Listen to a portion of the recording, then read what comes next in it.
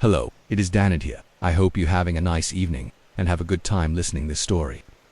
Year 2020, December 22, 11:22 p.m. I keep having dreams about a girl who went missing from my high school. I'm 24 years old and currently live across the country from my hometown, so I haven't really thought about high school for almost a decade. But recent events have got me racking my brain for those memories.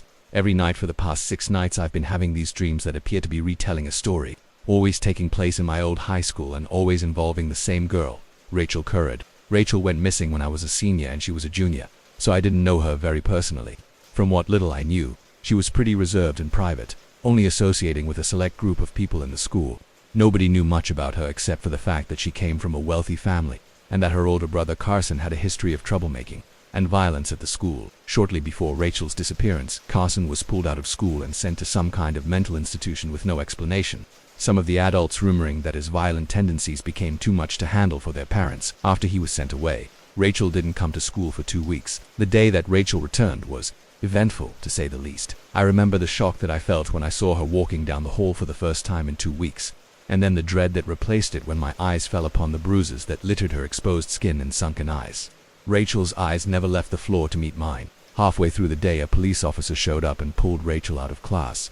Apparently, the school faculty had reported her repeated absences with little response, but the physical state she had showed up in that day was enough for the police to actually investigate. That was the last time I ever saw Rachel. The last time anyone at school saw her, actually. She never returned to class after that, and a week later she was reported as a missing person by her parents. They never found her. I remember hearing the news and fearing for my life, finding it hard to believe that something like this could happen in a town that was so normal. 8 years later, and I've tried everything to block those memories out, to erase that guilt that still gnaws at my stomach sometimes when I'm trying to fall asleep because I could have done something but I didn't. And now here I am, unable to sleep because every time I close my eyes I see Rachel. Maybe I'm slowly losing it due to the sleep deprivation, but I can't help but feel like these dreams mean something, almost like she's trying to tell me something. Last night's dream was of a class that Rachel and I had together in high school. It was surreal to see her alive and well in such a normal setting after all this time. The dreams seem to be moving forward in chronological order of my memories, and I can't help but dread what I already know is going to happen. I'm afraid to sleep, but I know I need to see her again.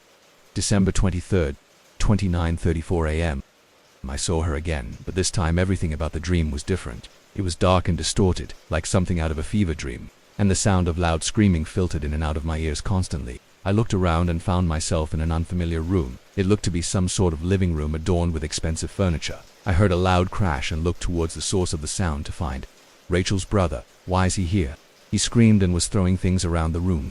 Rachel is there too. She's trying to stop him. Carson grabbed her by the neck and threw her into the glass coffee table, shattering it instantly.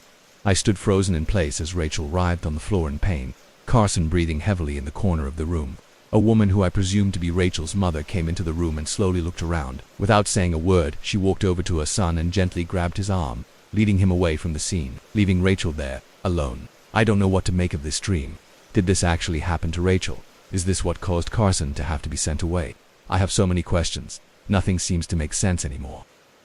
November 23rd, 5:46 p.m. I've been doing research on the Currid family all day. I couldn't focus on anything else if I tried. Their family is enormous and much richer than I thought. Apparently the father is a corporate lawyer and is a well-known figure in the political world. The only public information I could find for Rachel was her academic awards and her pictures during Currid family events. I think she used to have a Facebook, but her family must have deleted it. I found almost nothing about Carson on the internet. No school records, no family portraits, no social media platforms, nothing. It almost seems like he was trying to stay out of the public eye. After searching around on her mother's Facebook page, I found a long message post from around 8 years ago. It was a statement made explaining why Carson was pulled out of school, and gave a sugar-coated version of his mental health issues that led them to send him to a psychiatric hospital in Pennsylvania. In the post she gave the name of the psychiatric hospital. So in a moment of desperation I took it upon myself to search up the number for the hospital and give them a call. Obviously they couldn't tell me much because of confidentiality, but they were able to tell me one very important thing. Carson Currid is not a patient there. He has never been a patient there. They have no record of his file or ever meeting him. His parents are lying. They're covering something up. I know it. If he didn't go to a psychiatric hospital, then where the hell did he go? What does this family have to hide? Maybe I'm going crazy. November 24th, 4:56 a.m. The dreams are getting more intense, more real. Fate is trying to tell me something in some twisted, confusing way. When I opened my eyes in the dream, it was dark. I saw the figure of Rachel stumbling through the forest, the overcast moon making it almost impossible to see. I followed her, but my legs were not moving. It's kind of like if I were experiencing it without fully being there, with no control over my body. Eventually, she walked into a clearing in the forest that turns into a cliff overlooking the lake. This place felt familiar to me. There's someone there waiting for her. It was Carson. He looked distraught. I could barely hear their conversation. They spoke in hushed voices. Carson wanted to run away and skip town. He knew where his parents were planning on sending him as he overheard their conversation.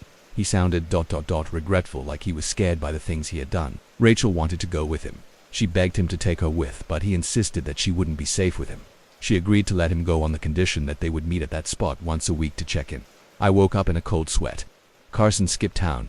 His parents must have covered it up in order to avoid a scandal. If the timeline of these dreams is aligned with the actual timeline, that means that Rachel is going to disappear soon. I'm running out of time. I need to know the truth, but I don't know if I can save her. Why is this happening to me? I think my next dream will be my last one. December 25th, 1:07 p.m. I have never been so horrified in my life. There is no fucking way that this is happening. I cannot believe or explain what I've just seen in my dream. I'm still trying to process if what I saw was real. I open my eyes in the dream, and I am back at the cliff in the forest. Rachel is there too, sitting on the ground. She looked scared. Carson appeared from the other side of the clearing, looking visibly upset. Rachel began to shake and stood up. He immediately began to yell at her, screaming that she was a traitor and just as bad as them. Rachel had told her parents where Carson was staying. They called the police and gave them the address.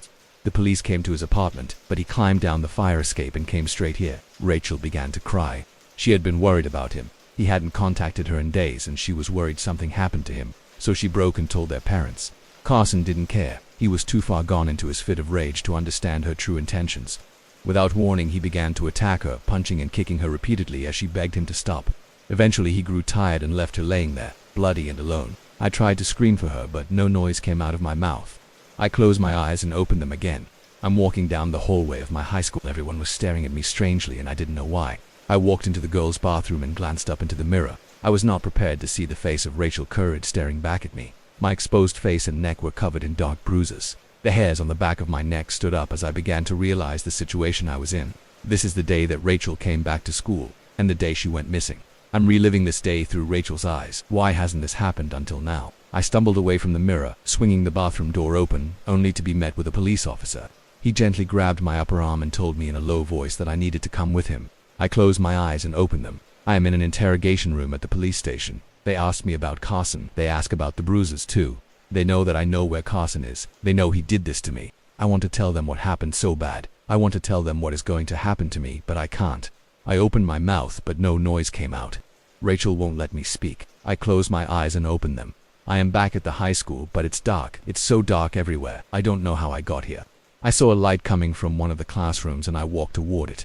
Carson is sitting in the middle of the classroom, waiting for me. He turned to face me, and the crazed look in his eyes sent chills down my spine. He looked like a wounded animal. He told me that he knows the police were questioning me, and that he knows I told them where he was. I told him he was wrong, that I stayed silent. He didn't believe me. Carson reached deep into his pocket and pulled something out. It was a gun. He slowly raised it to the level of my forehead. He told me that I was too much of a liability, and that he was tired of hurting me. I stared him in the eyes as he spoke, but somehow I did not feel scared. I think a part of Rachel was relieved that everything would be over. With one last look, Carson pulled the trigger and my vision went black. Once again, I was seeing Rachel and Carson from a third-person perspective, and I couldn't help but drop to my knees in anguish at the sight of Rachel's lifeless body. Slowly and painfully, I watched Carson pick up her body and carry it outside, leaving a trail of her blood behind him. He stopped in an area by the school's football field, underneath the bleachers, and began digging. My eyes widened as I realized what he was doing. He was burying her there. I squinted my eyes shut as hard as I could, desperately needing to escape from this nightmare. When I opened my eyes again, I was awake and in my bed. The first thing I did was run to the bathroom and throw up all the contents of my stomach. I didn't know what to do at that point, so I laid back down in my bed and stared at the ceiling.